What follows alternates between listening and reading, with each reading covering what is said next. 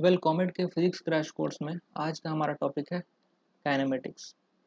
तो चलिए स्टार्ट करते हैं।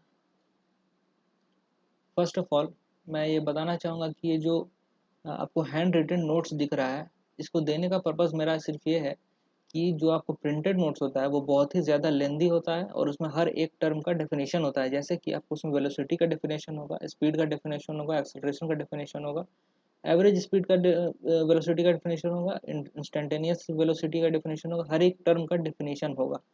तो मैं उससे बचना चाहता हूँ क्योंकि आपने 2 साल और 3 साल जो ड्रॉपर है वो उन्होंने ये पढ़ रखा है और आपका एग्ज़ाम आने में सिर्फ टाइम है कितना, 45 डेज, नियरली 45 डेज और लेस देन इट। तो आपको बहुत ही प्रिसाइज नोट्स और कॉन्साइज मटेरियल की ज़रूरत है क्योंकि आपको बस अभी एग्ज़ाम पे फोकस करना है, ना कि आपको इस सब्जेक्ट में पीएचडी करना है। ठीक है, तो स्टार्ट करते हैं अपना। फर्स्ट है वेलोसिटी। देखिए डिस्टेंस के बारे में तो आपको पता ही होगा और डिस्प्लेसमेंट के बारे में पता ही होगा कि डिस्टेंस आपका पॉजिटिव होता है सिर्फ, और डिस्प्लेसमेंट जो है आपको पॉजिटिव निगेटिव दोनों हो सकता है। तो हम लोग वेलोसिटी से स्टार्ट करते हैं क्योंकि फार्मूला आपका यहीं से आता है। तो एवरेज वेलोसिटी, तो एवरेज वेलोसिटी को हम लोग डिनोट करते हैं वी ए वी से। ए वी मतलब एवरेज, तो ए वी इक्वल्स हो गया v a v del r upon del t. Del r आपका क्या है यहाँ पे, डिस्प्लेसमेंट। इंस्टेंटेनियस वेलोसिटी जो हो गया वो होगा आपका same v equals limit of t tends to zero del r upon del t. इसका मतलब क्या हुआ कि जो आपका over the period of time r होगा वो इस केस में, इंस्टेंटेनियस के केस में, बहुत ही स्मॉल होगा, यानी कि टेंडिंग टू जीरो, और डेल्टा टी भी जो है वो भी टेंडिंग टू जीरो होगा। तो हम लोग delta r tending to zero क्यों नहीं लेते हैं, क्योंकि आर पे हमारा कंट्रोल नहीं होता है। जैसे कि अगर किसी ऑब्जेक्ट का स्पीड बहुत बहुत ही ज़्यादा हाई है तो उसमें हम डेल आर को 10 to 0 नहीं कर सकते हैं, वहाँ पे आपको डेल टी को ही 10 to 0 करना होगा, यानी कि आप फ्रैक्शन ऑफ सेकंड में कितना आप मेजर कर रहे हैं वहाँ पे डिस्प्लेसमेंट। ठीक है, तो आपका फॉर्मूला हो गया इंस्टेंटेनियस वेलोसिटी का del r upon del T with the limit delta T tends to zero equals del r upon del t. ये आपका मेन फॉर्मूला हो गया, और ये जो हैंड रिटन नोट्स है आपको वो वीडियो के बाद मिल जाएगा। स्पीड है, स्पीड क्या होता है, अच्छा वेलोसिटी के बारे में हम लोग ये लिख सकते हैं, कैन बी निगेटिव, ज़ीरो और पॉजिटिव। लेकिन स्पीड के बारे में क्या होगा, ऑलवेज पॉजिटिव। ठीक है, तो एवरेज स्पीड आपका क्या होगा, v equals del r upon del t. देखिए यहाँ भी है, लेकिन आपको यहाँ पे ध्यान देना होगा कि यहाँ पे वेक्टर का साइन है लेकिन यहाँ पर नहीं है। तो आपको यहाँ पर से क्लियरली पता चल रहा है कि ये डिस्प्लेसमेंट है और ये distance, distance travelled in time del t. और जो आपका इंस्टेंटेनियस स्पीड हो गया वो d S upon D T, यानी कि in very short duration of time. अच्छा देखिए डी और डेल में क्या अंतर है, डेल होता है आपका हमेशा एवरेज के लिए, एवरेज के लिए होता है, और डी जो होता है आपका वो हमेशा एट द इंस्टेंट। तो ये आपको माइंड में रखना है कि जो जब भी एग्जाम में आया ऐसा टर्म तो आप उसको रिकॉल कर सकें कि डेल का मतलब हो गया एवरेज और डी का मतलब हो गया एट द इंस्टेंट। और डेल को अगर आपको इंस्टेंट पे दिखाना होगा तो आपको डेल टेंड्स टू ज़ीरो करना होगा। इंस्टेंटेनियस स्पीड क्या होता है, इंस्टेंटेनियस स्पीड होता है आपको D S upon D T, ये होता है। ठीक है, जो मैंने यहाँ पे बताया इंस्टेंटेनियस, तो इंस्टेंटेनियस स्पीड, इसमें ज़्यादा कुछ एक्सप्लेन करने की जरूरत नहीं है, आप समझ ही रहे हैं। बस आपको फार्मूला याद रखना है, और इन इससे इस फार्मूले से जो मेन फार्मूला डिराइव होता है एवरेज वेलोसिटी का, तो ds का हम आगे चल के फॉर्मूला पढ़ेंगे वी डी टी। क्यों, क्योंकि v होता है v equal D S upon D T. D T को हम लोग इधर सेंड करेंगे तो डी एस हमारा हो जाएगा वी डी टी, और दोनों तरफ हम लोग इंटीग्रल लगा देंगे तो हमारा ये फॉर्मूला ऑब्टेन हो जाएगा। और ds जो हो गया हमारा इंटीग्रल, वो डिस्टेंस आ जाएगा, और ये वेलोसिटी। और यहाँ पर जो नीचे हमारा टाइम है, तो इससे जब हम लोग टाइम से डिवाइड करेंगे, इंटीग्रल ऑफ dt, और दोनों तरफ इंटीग्रल ऑफ dt टाइम से डिवाइड करेंगे, तो ये टर्म जो है हमारा वो v बन जाएगा वापस। तो इस फॉर्मूले को हम लोग को लगाने का पर्पस क्या है कि हम लोग वेलोसिटी से वापस डिस्टेंस पे आ रहे हैं, और फिर वापस डिस्टेंस से फिर वेलोसिटी पे जा रहे हैं। इस फॉर्मूला का लगाने का हम लोग को पर्पस यही है बस, कि अगर आपको velocity distance as a function of time दिया रहे, ठीक है ना, या फिर velocity of a function of time दिया रहे, मैं यहाँ पर लिख देता हूँ, used for velocity as a function of time.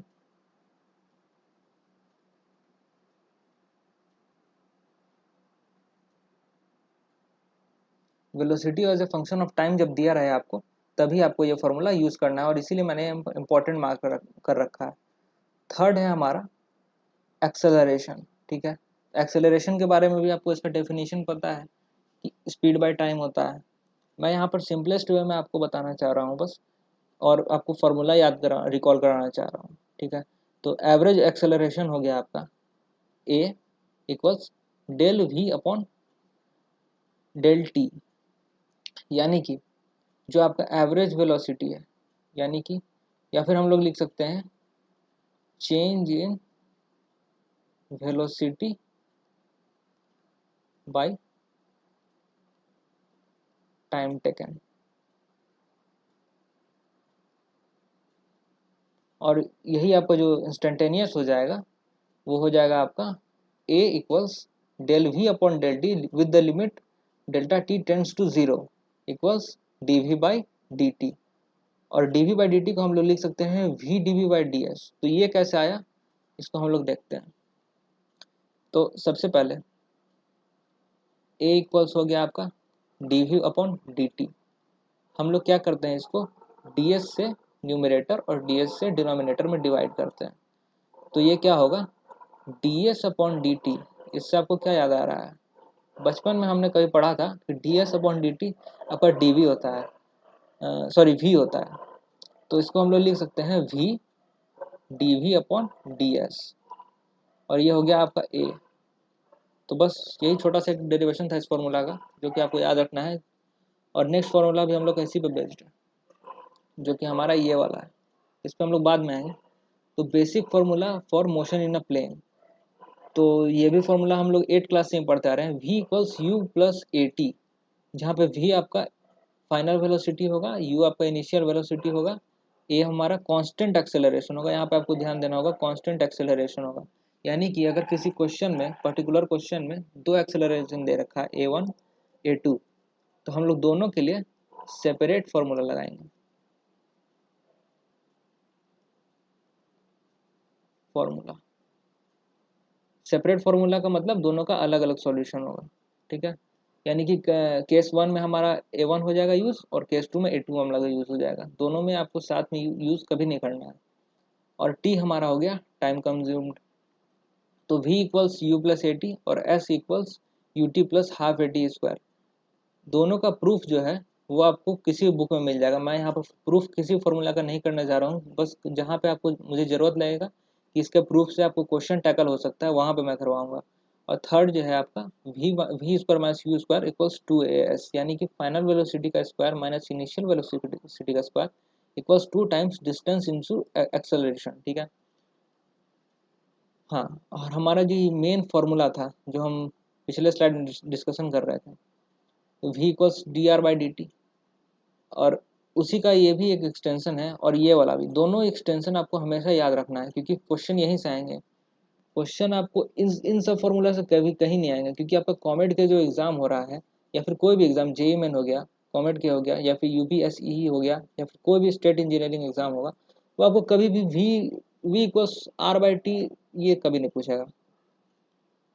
तो हम लोग अपने फॉर्मूला पे आते हैं। हाँ, तो v इक्वल्स हो गया आपका d r by D t, v equals हो गया आपका d r by D T. तो जब हम लोग dt को लेफ्ट हैंड साइड भेजेंगे, और हमारा डी आर जो है वो राइट हैंड साइड में रहेगा और दोनों पर लिमिट इंटीग्रल का लगाएंगे, तो लिमिट किसका लगता है? जिसका कि डिफरेंशियल रहता है, जिसका कि डिफरेंशियल रहता है। तो यहाँ पर लिमिट किसका लगेगा? टाइम का लगेगा, टाइम फ्रॉम इनिशियल t1 से t2। और ये डी आर का सेकंड में आप लोग को लगेगा तो r1 से r2। तो इस पे हम लोग ध्यान देंगे कि हमारा जो मेन जो फॉर्मूला आता है ना एग्जाम में, जो क्वेश्चन आता है उसमें हमेशा t1 इक्वल 0 होता है। तो आपका क्वेश्चन बहुत ही ईजी हो जाता है for most of the question.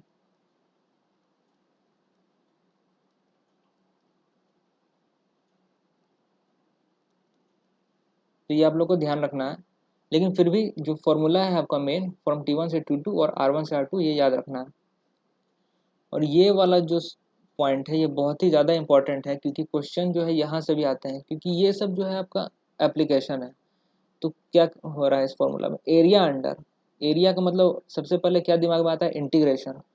Area under velocity and time, यानी कि कोई भी एक कोऑर्डिनेट एक्सिस है तो टाइम हमारा हो जाएगा एक्स एक्सिस पे और वेलोसिटी हो जाएगा हमारा वाई एक्सिस पे, वेलोसिटी। तो इस पे अगर कोई भी ग्राफ है तो इसका हमारा जो एरिया होगा वो डिस्प्लेसमेंट देगा। कैसे देगा? क्योंकि हम लोग जब ये फॉर्मूला देख रहे होते हैं तो वी डी टी, यानी कि जब आप लोग बचपन में इंटीग्रल पढ़ा होगा तो इंटीग्रल में क्या होता है? A equals integral of X D Y या फिर वाई डी एक्स, दोनों होता है। आप लोग मैथ्स में भी पढ़ रहे होंगे एक्स डी वाई या वाई डी एक्स। तो इसका फिजिकल सिग्निफिकेंस क्या है कि y का एक फंक्शन होगा, y as a function of होगा कोई x, y equals to f x graph होगा आपका। तो इसको जब आप इसमें पुट करेंगे और x के रिस्पेक्ट में इंटीग्रेट करेंगे, यानी कि आपका कुछ ऐसा आएगा, area equals to integration of, मान लेते हैं y इक्वल्स एक्स स्क्वायर है, एक्स स्क्वायर डी एक्स। तो आपको ये आया, यानी कि अल्टीमेटली क्या आएगा? आया आपका एरिया आया। तो सेम कंडीशन यहाँ भी है, वी डी टी। ये वी जो है आपका ये हमेशा टाइम के रिस्पेक्ट में रहेगा, यानी कि v as a function of time रहेगा यहाँ पे। और आपका जब टी के रिस्पेक्ट में आप उसको इंटीग्रेट करिएगा तो आपका आएगा क्या? डिस्प्लेसमेंट। ठीक है। और एक बार और नोट करने वाली चीज़ है कि डिस्प्लेसमेंट जो होगा आपका ये पूरा पॉजिटिव होगा, ये पूरा पॉजिटिव होगा और ये निगेटिव होगा। ठीक है। तो इन दोनों का सम, यानी कि इस पोर्शन का सम, इस पोर्शन का सम में ये वाला पोर्शन आपका सब्ट्रैक्ट हो जाएगा, तब आपका डिस्प्लेसमेंट आएगा। इसके बाद का जो पॉइंट है सिमिलर पॉइंट है, A equals D we by D T. तो जस्ट हमने क्या किया है कि डी टी को ए की तरफ भेजा है और डी वी को अपना आर एच एस में ही रखा है। तो अब क्या होगा कि आपका ए डी टी, यानी कि ए का फंक्शन जो है वो टी के रिस्पेक्ट में दिया होगा। A is a function of T, आपको क्वेश्चन में दे रखा होगा। और इससे आपका क्या होगा कि एक्सेलरेशन और टाइम के बीच का ग्राफ निकलेगा। ठीक है।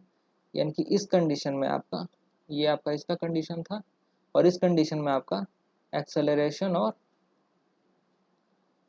टाइम के बीच में ग्राफ निकलेगा। तो इसका जो ग्राफ होगा वो आपको वेलोसिटी देगा। ठीक है, चेंज इन वेलोसिटी देगा।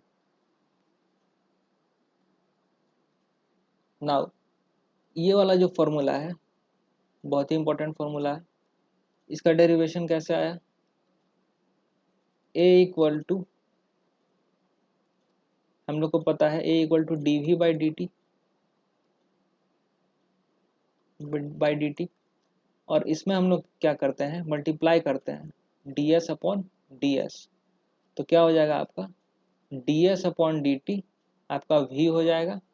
तो ये बन जाएगा आपका A equals to V D we by D S. इसका फॉर्मूला का प्रूफ मैंने इसलिए बताया क्योंकि इससे आपको क्वेश्चन सॉल्व करने में आसानी होगी। क्योंकि आपको क्वेश्चन में डायरेक्ट कहीं भी ये नहीं दिया दे रखा होता है कि आपको इस फॉर्मूला का यूज़ करना है। तो आपको अगर थोड़ा सा डेरिवेशन के, जिसका शॉर्ट डेरिवेशन होता है उसी के डेरिवेशन में से क्वेश्चन आता है। अब ये नहीं कि आपको पूरा प्रोजेक्टाइल का डेरिवेशन से क्वेश्चन दे देगा, ऐसा नहीं आता है एग्जाम में, कॉमेड के में खास करके। तो आपका ये जो फर्स्ट फॉर्मूला है इस डेरिवेशन से रिलेटेड, तो क्या है आपका ए के साथ डी एस को हमने कर दिया, यानी कि ए जो हमारा इस कंडीशन में A is a function of S होगा। यानी कि पिछले कंडीशन में हमारा A is a function of T था और इस कंडीशन में हमारा A is a function of S है। तो जब ऐसा दे रखा होगा तो हम लोग को इंटीग्रेशन में क्या निकलेगा, चेंज इन वेलोसिटी का स्क्वायर बाय 2, यानी कि हमारा ये वाला फॉर्मूला निकलेगा। ठीक है, तो इससे आपको क्या पता चलेगा, v square minus you square निकल जाएगा। और ये जो हमारा इक्वेशन है ए डी एस, तो ये आपका यहाँ पे वेरिएबल है। और हमने एक फॉर्मूला पढ़ रखा था, v square minus you square equals to 2as। तो इसमें हमने क्या डील किया था कि a जो है हमारा a इक्वल्स टू कॉन्स्टेंट, ठीक है, लेकिन यहाँ पे आपका वेरिएबल होगा। तो जब भी आपको वेरिएबल दे तो आपको इंटीग्रेशन से यूज करना है। ठीक है, तो मैं यहाँ पे साइड में लिख देता हूँ, whenever a equals to constant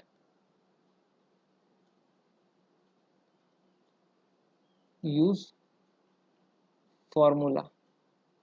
ठीक है, और a equals to वेरिएबल, ये फर्स्ट कंडीशन है, ये हमारा सेकंड कंडीशन है, variable then use integral.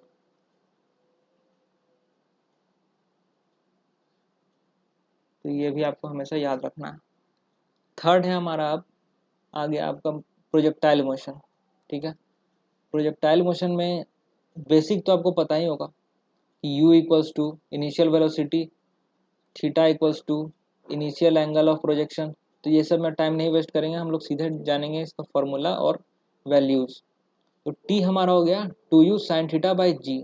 2u sine theta by G कैसे आया, तो इसका डेरिवेशन आप लोग को कहीं भी बुक में मिल जाएगा, मैं बार बार बोल रहा हूँ।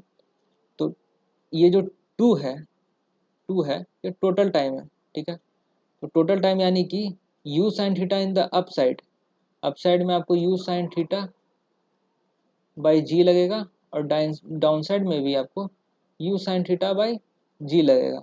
यानी कि अगर आपसे कोई भी पूछे कि what is the time required to reach the highest point, तो आप सीधे उसको बोलेंगे u sine theta by g, आपको कोई कैलकुलेशन करने की जरूरत नहीं है। और उसके बाद आपको हो गया रेंज। रेंज जो होता है आपका वो होता है u square sine 2 theta by G. तो u स्क्वायर, ठीक है, इनिशियल वेलोसिटी का square into sine 2 theta. 2 theta से हम लोग क्या मतलब पता चल रहा है कि इसका वैल्यू मैक्सिमम होने के लिए साइन 2 थीटा को मैक्सिमम होना होगा, इसको भी मैक्सिमम होना होगा, मैक्सिमम 1 होता है। ठीक है, तो 1 का value sine 2 theta equals to 1 कब आता है, पाई बाई 2 पे आता है। तो पाई बाई 2 यानी कि 2 theta equals to pi by 2, और theta equals to pi by 4 यानी कि 45 डिग्री। तो रेंज हमारा जो मैक्सिमम होगा वो 45 डिग्री पे होगा, और 45 डिग्री जब इसमें पुट करेंगे तो ये वाला पूरा वैल्यू 1 हो जाएगा, और आपका फॉर्मूला बचेगा R equals to U square by G. ये भी आपको याद रखना है, आप लोग को सारे फॉर्मूले याद रखना है, क्योंकि अगर आप एग्जाम में जाते हैं और आपको फॉर्मूला नहीं याद आता है तो इससे बड़ी दुर्घटना आपके लिए कुछ नहीं हो सकती है। क्योंकि कोई मजाक तो चल नहीं रहा है, आप 2 साल 3 साल से प्रिपरेशन कर रहे हैं और आप एग्जाम में गए, फॉर्मूला याद नहीं आ रहा है, मतलब कि आप ऐसा है कि आप एग्जाम में गए ऑफलाइन, सब्जेक्टिव एग्जाम में, और आपने पेन छोड़ दिया, या फिर जंग में गए और तलवार छोड़ दिया, तो आपको फॉर्मूला हमेशा याद रखना है। ठीक है, इसी से रिलेटेड एक एप्लीकेशन है जो कि बहुत बार क्वेश्चन आया है एग्जाम में। कॉमेड के में इस तरह के क्वेश्चन बहुत सारे आते हैं। कॉमेड के क्या मतलब, हर एक यूपीएससी में भी मैंने दिया था, उसमें मैक्सिमम क्वेश्चन आपको एप्लीकेशन पे मिलते हैं। तो इसका कहने का क्या मतलब है कि for the same range and speed. Okay, तो आप लोग को अंडरलाइन कर लेना होगा क्वेश्चन में, जब भी आप क्वेश्चन पढ़ेंगे। खैर ऑनलाइन में तो आप अंडरलाइन नहीं कर सकते हैं, लेकिन अगर कोई बड़ा क्वेश्चन होगा तो आप लोग उस क्वेश्चन को ज़रूर पेपर में लिखें, पूरा क्वेश्चन को नहीं, उसके इंपॉर्टेंट पॉइंट्स, और क्वेश्चन पे नंबर के साथ लिखें। जैसे कि आप लोग क्वेश्चन नंबर 4 बना रहे हैं, तो आप रफ पेज में ही 4 लिख कर उस क्वेश्चन को डील करें। ठीक है, तो इससे आप लोग को क्या होगा कि बाद में कोई भी डाउट के केस में आप क्वेश्चन को फाइंड कर सकते हैं। For the same range and speed there are 2 possible angles of projection. इससे आपको क्वेश्चन क्या बन सकता है, अच्छा पहले हम लोग इसको समझते हैं। There are 2 possible angles of projection. ठीक है, तो मतलब कि क्या, R square, R equals to U square sine 2 alpha by G, 2 theta by G हमने पढ़ा था यहाँ पे। तो इसके कहने का मतलब क्या है कि किसी भी रेंज के लिए, गिवन रेंज के लिए कोई हमेशा 2 एंगल ऑफ प्रोजेक्शन होंगे। यानी कि ये जो यहाँ से यहाँ तक है,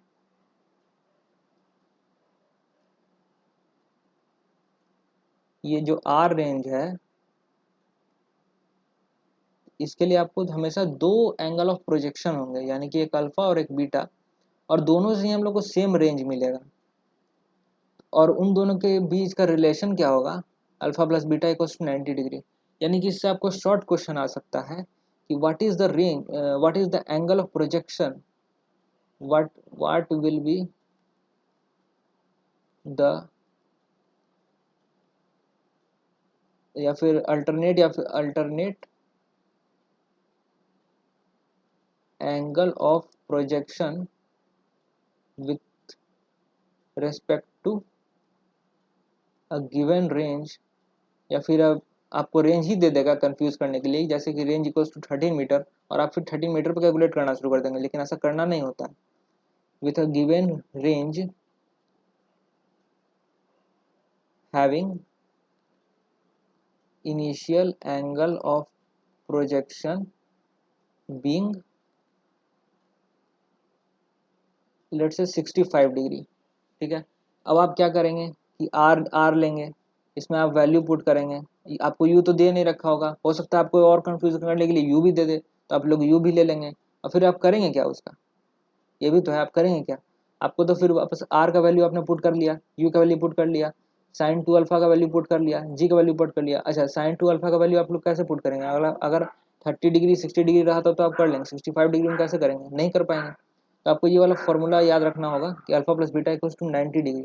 अल्फा का वैल्यू आप 65 डिग्री पुट करेंगे, plus dash equals to 90 degree होगा, यानी कि यहाँ पर क्या कौन सा एंगल बैठेगा आपका 25 डिग्री। तो 25 डिग्री इज द आंसर। तो ये आपको याद रखना होगा, 65 प्लस 5 इक्वल्स टू 70 प्लस 20 90। हाँ सही है। तो ये सब वन लाइनर क्वेश्चन आपको आ सकते हैं, क्योंकि एक एक नंबर का क्वेश्चन होता है। अच्छा, प्रोजेक्टाइल में आपका टोटल हाइट क्या होगा, तो टोटल हाइट होगा आपका you square sine square theta by 2g। You square initial velocity का स्क्वायर, साइन स्क्वायर थीटा। ठीक है, तो आप लोग फॉर्मूला याद करने के लिए आप लोग सीरियली याद कर सकते हैं, इसीलिए मैंने ऐसा फॉर्म में दिया है। सबसे पहले आपको टाइम, रेंज, फिर हाइट। ठीक है, टाइम रेंज हाइट। सबसे पहले टाइम हमने दिया 2u sine theta by G, range दिया तो U square sine 2 theta by G, और हाइट दिया तो U square sine square theta by G. यानी कि सबसे पहला जो टर्म था टाइम, उसमें कोई भी स्क्वायर नहीं था। सेकंड जो टर्म था आपका उसमें यू स्क्वायर था, और थर्ड टर्म जो है आपका उसमें दोनों स्क्वायर है, यू स्क्वायर भी है साइन स्क्वायर भी है। तो ऐसे आप लोग ट्रिक से याद कर सकते हैं, बहुत बच्चे ऐसे याद करते हैं, मैंने भी स्टार्टिंग में याद किया था।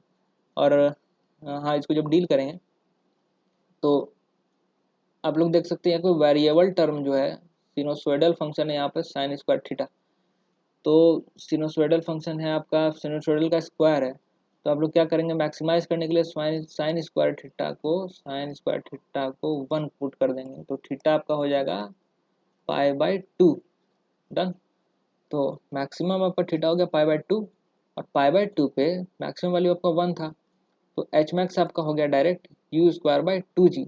जो सबसे इम्पोर्टेंट इस इस चैप्टर का इक्वेशन है जो ये है, कौन से चैप्टर का, प्रोजेक्टाइल का। y equals X tan theta minus G X square by U square cos square theta. और अब जो ये आपको G X square by U square cos square theta है ना, 2 into U square cos square theta, ये भी डायरेक्ट ऐसा नहीं आता है। ठीक है, एग्जाम में आपको आएगा सीधे दिया रहेगा कि अच्छा पहले आप लोग को समझना जरूरी है कि क्वेश्चन यूज कहाँ पर होगा। ठीक है, तो जैसे कि कोई क्वेश्चन दिया है, कोई क्वेश्चन दिया है कि एक प्रोजेक्टाइल है, उसमें आपको दे देगा कि at the time T equals to T, या फिर किसी भी सेकंड पे आपको दे देगा एक्स, दे देगा एक्स इक्वल टू गिवन रहेगा, और आपको बोलेगा यहाँ पे हाइट निकालिए। ठीक है, आप लोग को दे देगा हाइट निकालिए, वाई इक्वल्स टू वाट। आप अब कैसे निकालेंगे, अब तो आपको पूरा इंस्टेंट पे आपको मोशन कवर करना पड़ेगा। तो उन सब के लिए, आपसे बचने के लिए आपको जैसे इनिशियल वेलोसिटी तो देगा ही क्वेश्चन में, और आपको रेंज भी दिया रहेगा। अगर रेंज नहीं दिया रहेगा तो आपको थीटा दिया रहेगा। तो ऐसे भी इस फॉर्मूले में भी, सेकंड वाला जो फॉर्मूला है, इसमें आपको क्या है कि y निकालने के लिए X tan theta 1 minus X by R, यानी कि x का जो कोऑर्डिनेट गिवन रहेगा वो आपको यहाँ पुट करना होगा, थीटा जो गिवन रहेगा वो आपको यहाँ पुट करना होगा, और इंटू 1 माइनस ये जो फिर x का कोऑर्डिनेट है वो यहाँ पे पुट करना होगा, और रेंज जो आपको दिया रहेगा। हाँ, अगर अगर आपको रेंज नहीं दिया रहता है तो आपको थीटा और यू तो ऑलरेडी दिया रहेगा, तो आप सिंपली क्या कर सकते हैं कि ये वाला फॉर्मूला यूज कर सकते हैं कि X tan theta minus G X square by U square cos square theta. तो आपका डायरेक्टली आंसर आ जाएगा कि वाई किस पोजीशन पे है। तो मैं आपको शॉर्ट नोट लिख देता हूँ, used in the case of given one coordinate and the other two be found. ठीक है, नेक्स्ट जो हमारा फॉर्मूला है, ये फॉर्मूला नहीं, एक एप्लीकेशन है कि अगर आपको कोई भी प्रोजेक्टाइल का मैक्सिमम इंक्लोज्ड ट्रेजेक्ट्री का एरिया चाहिए, यानी कि इंक्लोज्ड प्रोजेक्टाइल ट्रेजेक्ट्री, तीनों का अलग अलग वर्ड है। इंक्लोज्ड यानी कि इनसाइड प्रोजेक्टाइल का मतलब आप समझ रहे हैं कि कोई भी ऑब्जेक्ट को प्रोजेक्टाइल मोशन में एग्जीक्यूट करते हुए देखना, और ट्रेजेक्ट्री जो है उसका पाथ। तो कोई भी एक मोशन है तो इसके अंदर का एरिया, यानी कि ये जो है इसका एरिया जो इसमें इंक्लोज हो रहा है, इसका एरिया मैक्सिमम कब होगा, एरिया जो इसका मैक्सिमम कब होगा, मैक्स, जब आपका ये जो है एंगल, ये जो आपका एंगल है थीटा,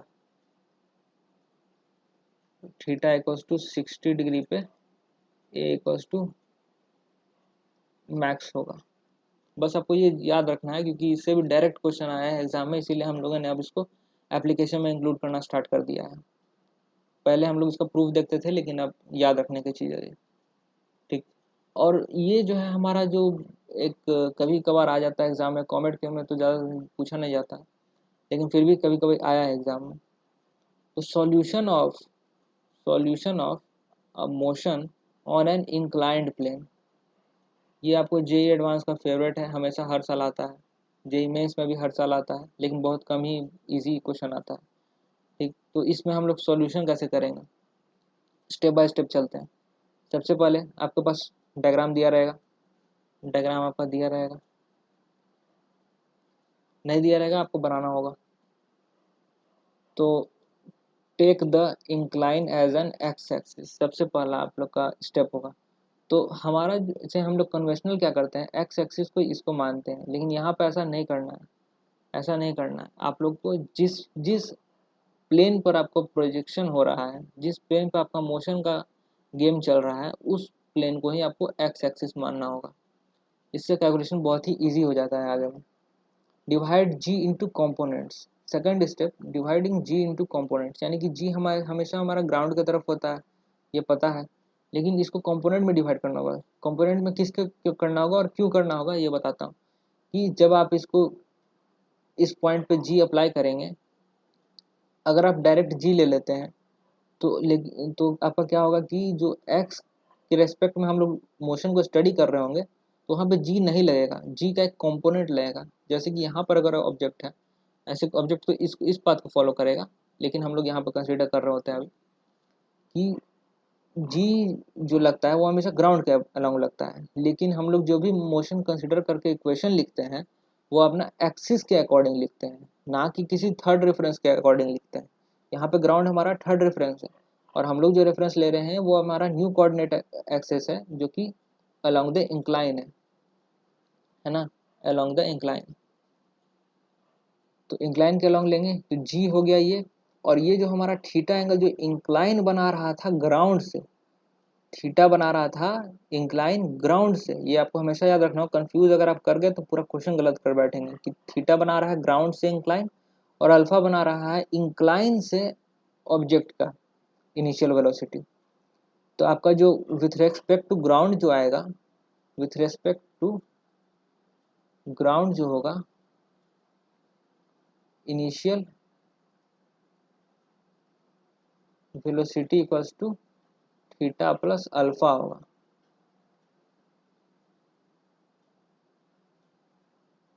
ये आपको याद रखना होगा। ठीक है, तो अब क्या होगा कि जी जो है, अच्छा ये थीटा कैसे आया, ये पूरा एंगल 90 डिग्री है, ये थीटा है, और ये जो ट्रायंगल को हम लोग कंप्लीट करेंगे, ये वाला ट्रायंगल को जब कंप्लीट करेंगे तो ये पूरा 90 है, ये थीटा है, तो ये क्या होगा 90 माइनस थीटा हो जाएगा, ये 90 माइनस थीटा हो जाएगा। और जब इस ट्रायंगल को कंप्लीट करेंगे तो ये 90 माइनस थीटा है और ये 90 डिग्री होगा, तो ये थीटा हो जाएगा। तो ये जी से जो ये कंपोनेंट है थीटा एंगल बना रहा है, तो हमारा इस कंपोनेंट का क्या हो जाएगा वैल्यू, जी कॉस थीटा ऑब्वियसली। अब जब ये थीटा है तो ये 90 माइनस थीटा होगा, ये हमारा 90 माइनस थीटा होगा, तो जी जी कॉस 90 माइनस थीटा जी साइन थीटा। ठीक है, ये स्टेप भी समझ गए। तो हम लोग जो भी इक्वेशन में जी कंक्लूड करेंगे वो जी हमारा जी डैश होगा, यानी कि जी एक्स, जी डैश से अच्छा हम लोग एक जी एक्स और एक जी वाई ले लेंगे, तो जी वाई हमारा हो जाएगा इक्वल्स टू जी वाई, और एक्स के अलॉन्ग ये हो जाएगा g x.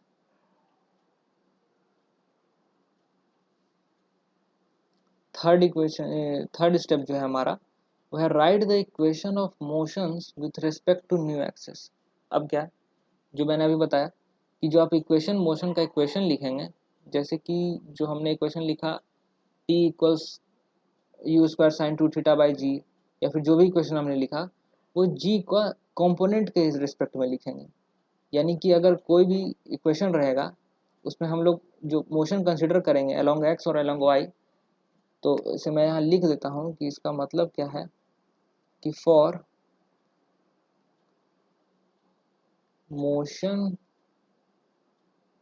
Along Y use G Y and along X use G X. Then बाकी सारा फॉर्मूला आपका सेम होगा, बाकी सारे स्टेप सेम होंगे, आपको बस इक्वेशन को सॉल्व कर देना है और इंक्लाइंड प्लेन का सॉल्यूशन आपका आ जाएगा। और ये जो ट्रिक है, ये ट्रिक नहीं कर सकते हैं कि मतलब जो आपका स्टार्टिंग स्टेप होता है वो हमेशा आपको प्रोसीड करना होता है del Y equals to zero से इंक्लाइंड प्लेन या फिर किसी भी इंक्लाइंड के क्वेश्चन में, क्योंकि देखिए आपका जो ऑब्जेक्ट है वो वाई से अप गया, तो इरेज करते हैं,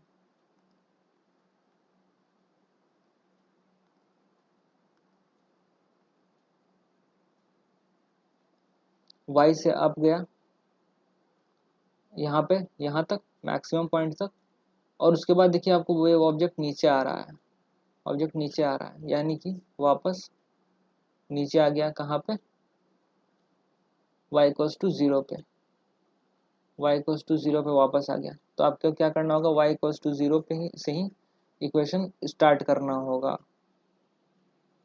और उसका फॉर्मूला क्या आपका हो जाएगा, S equals to U T plus half A T square वाला फॉर्मूला आप लगाएंगे, जिसमें कि ए जो होगा हमारा वो जी वाई होगा यूज। अब जो हमारा नेक्स्ट कॉन्सेप्ट है वो है रिलेटिव वेलोसिटी का। रिलेटिव वेलोसिटी, ये सब जो टॉपिक है वो आपको इधर 2-3 साल में ऐड हुआ है, रिलेटिव वेलोसिटी, रेनड्रॉप प्रॉब्लम, जिसे था पहले से ही ये, लेकिन क्वेश्चन के फॉर्म में आता था, इसे हम लोग अलग से स्टडी नहीं करते थे, लेकिन अब जो है कंपटीशन के लिए आपको बहुत ज़रूरी है सब स्टेप को स्टडी करना। तो रिलेटिव वेलोसिटी कुछ नहीं है आपका, रिलेटिव का मतलब ही क्या होता है, एक दूसरे के रिस्पेक्ट में। तो v2, 1 यानी कि velocity of particle 2 with respect to particle 1, यानी कि कोई भी दो ऑब्जेक्ट है 1 और 2, 2 कहीं जा रहा है 1 कहीं जा रहा है, लेकिन 2 जो है 1 को देख रहा है जाते हुए, तो इसको क्या लगेगा इस ऑब्जेक्ट के लिए कि मतलब 1 किधर जा रहा है। जैसे कि हम लोग देख सकते हैं कि 1 है और 2 है, 1 रेस्ट पे है और 2 इधर जा रहा है, तो 2 जब यहाँ से पास करेगा तो 2 अपने आप को स्टेशनरी मान करके ये समझ सकता है कि 1 ऐसे बैक जा रहा है। बस वही है आपको रिलेटिव वेलोसिटी का कॉन्सेप्ट, की वेलोसिटी ऑफ 1 रिस्पेक्ट टू 2।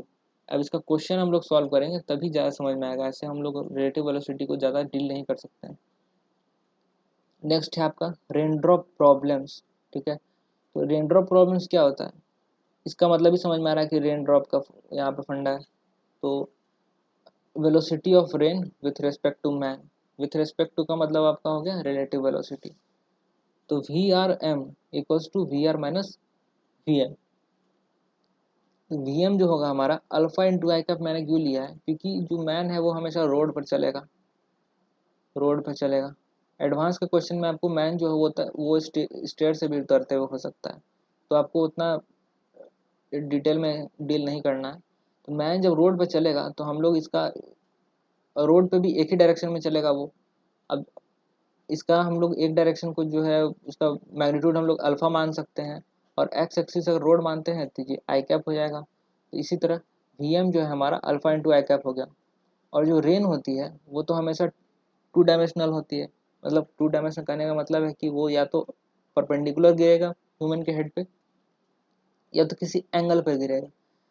तो इसीलिए हम लोग अगर परपेंडिकुलर गिरता है तो तब तो हम लोग को ज़्यादा सोल्यूशन करने की ज़रूरत होती नहीं है। लेकिन अगर टिल्ट होकर गिरता है, यानी कि कोई एंगल पर्टिकुलर एंगल या अल्फा फाई कुछ भी एंगल बनाता है, तो हम लोग को कंसिडर करना होगा। यानी कि हम लोग अगर ऐसा एक रखते हैं और ह्यूमन और ये जो उसका वेलोसिटी है, तो ये जो थीटा बना रहा है इसको हम लोग फाइंड करते हैं कि अच्छा ज़्यादातर ये क्वेश्चन कब यूज़ होता है, आपको इस उस कंडीशन में यूज़ होता है कि आपसे पूछा जाएगा कि मैन किस डायरेक्शन में छाता लगाए, यानी कि in what direction the man put an umbrella in order to protect himself from the rain। तो इसमें बच्चे क्या गलती कर बैठते हैं मैं बताता हूँ कि वो क्या करेंगे, वी आर एम निकाल लेंगे, यानी कि velocity of rain with respect to man. तो वेलोसिटी ऑफ रेन तो ऐसा होगा ना, ठीक है, velocity of rain with respect to man, और छाता जो होगा अम्ब्रेला उसके जस्ट अपोजिट लगेगा इस कंडीशन में। मतलब कि ये है कि आपको जो क्वेश्चन आएगा उसमें आपको वेलोसिटी ऑफ रेन जो होगा वो आपको निकालना होगा विथ रिस्पेक्ट टू हॉरिजॉन्टल। और अगर आपसे पूछ दे कि in which direction the umbrella must be utilized, या फिर the umbrella must be put with respect to vertical, तो आपको क्या करना होगा कि जो आपका जो थीटा निकलेगा वो तो आपको हॉरिजॉन्टल के रिस्पेक्ट में निकलेगा, तो आपको जो आंसर देना होगा वो 90 माइनस थीटा के रिस्पेक्ट में आएगा आंसर, 90 माइनस थीटा। तो ये सब आपको कंसिडर करना होगा। और जो थीटा होगा वो alpha minus A minus alpha by B का मॉड। कैसे, तो हमारा ह्यूमन जो था वो जा रहा था विथ द स्पीड अल्फा, और जो उसका रेन का जो था वेलोसिटी वो था a in the direction of horizontal यानी कि एक्स एक्सिस, और जो अलोंग वर्टिकल था इसका स्पीड यानी कि वाई एक्सिस वो बी था। तो इन दोनों का डिफरेंस बाई वाई हमारा tan अल्फा आ जाएगा। अब जस्ट अगर इसका अपोजिट पूछ दिया जाए, जैसे कि ये वाला, ये इसको फाई कंसिडर करते हैं कि फाई, तब क्या होगा, अच्छा वर्टिकल है अपोजिट एंगल से, ये तो हमारा थीटा हो जाएगा, लेकिन फाई जब हम लोग को निकालना होगा तो क्या होगा कि आपको tan inverse B by A minus alpha लेना होगा, ठीक है। तो ये आपको कंसिडर करना होगा इस केस में। नेक्स्ट टॉपिक है हमारा सर्कुलर मोशन। सर्कुलर मोशन को आपको हमेशा 3 जगह पढ़ना होता है, ठीक है। जैसे कि फर्स्ट होता है आपको काइनेमेटिक्स, सेकंड होता है आपको लॉज ऑफ मोशन में इसका कुछ पार्ट पढ़ना होगा, थर्ड आपको वर्क एनर्जी पावर का लास्ट इसमें जो लास्ट पार्ट है वो पढ़ना होगा, वर्टिकल सर्कुलर मोशन का कॉन्सेप्ट। तो हम लोग स्टार्ट करते हैं सर्कुलर मोशन में। सबसे पहला टर्म है एंगुलर वेलोसिटी, यानी कि जो वेलोसिटी हो रहा हो किसमें, एक एंगल के अलावा, यानी कि कोई भी ऑब्जेक्ट है वो मूव कर रहा है एक एंगल बना करके, यानी कि ये एक स्ट्रेट लाइन नहीं मूव कर रहा है, एक एंगल में मूव कर रहा है। ओमेगा आपका हो जाएगा angular velocity equals to D theta by D T, यानी कि डी थीटा, थीटा क्या होगा आपका, एक एंगल होगा तो बताने की ज़रूरत है नहीं। Theta is the angle covered D T in time taken, ठीक है। और ये delta T tends to zero है यहाँ पर, कि यहाँ पर डी का प्रयोग किया गया है।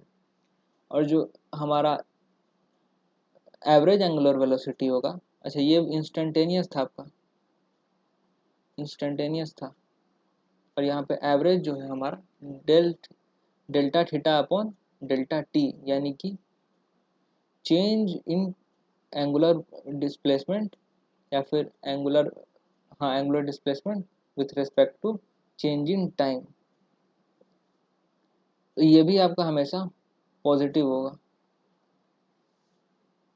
और ये पॉजिटिव नेगेटिव कोई भी हो सकता है।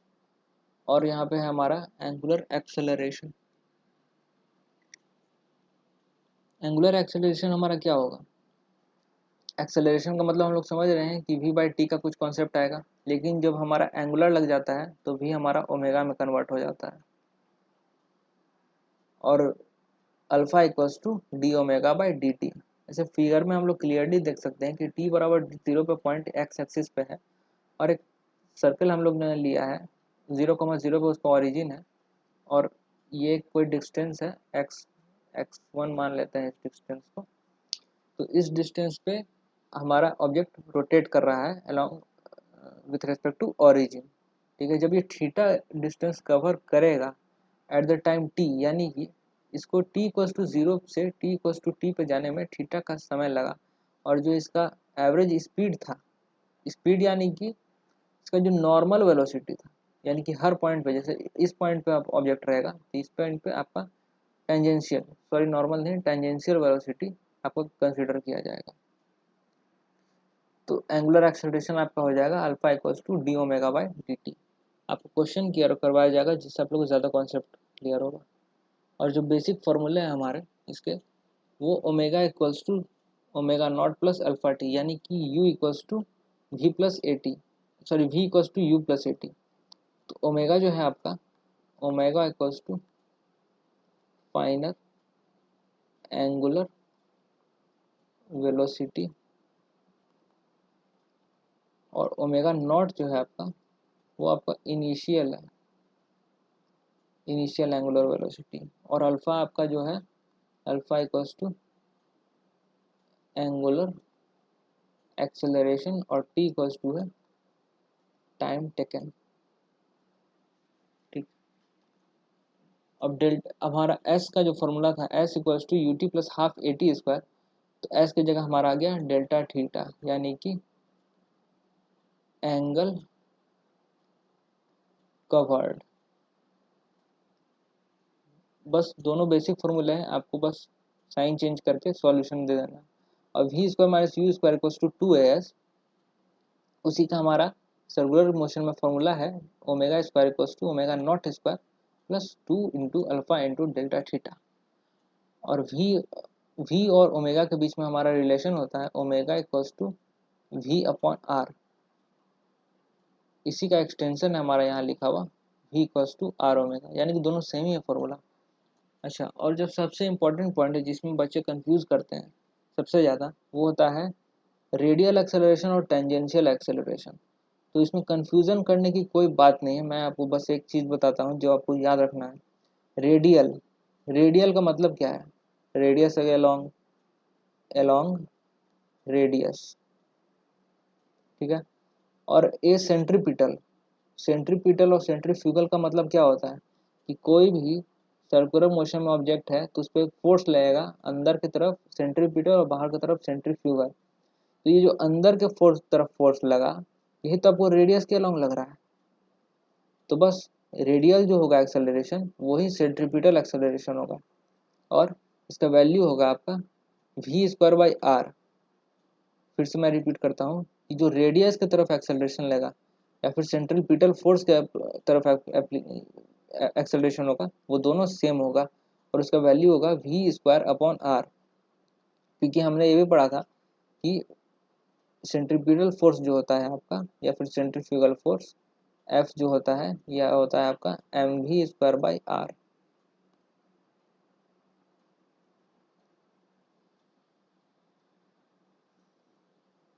सेम कॉन्सेप्ट यहाँ पे भी है, वी और आर का वैल्यू पुट कर दिया गया है, जिससे आपको वी स्क्वायर बाई आर जो है ओमेगा स्क्वायर आर के टर्म्स में आ गया।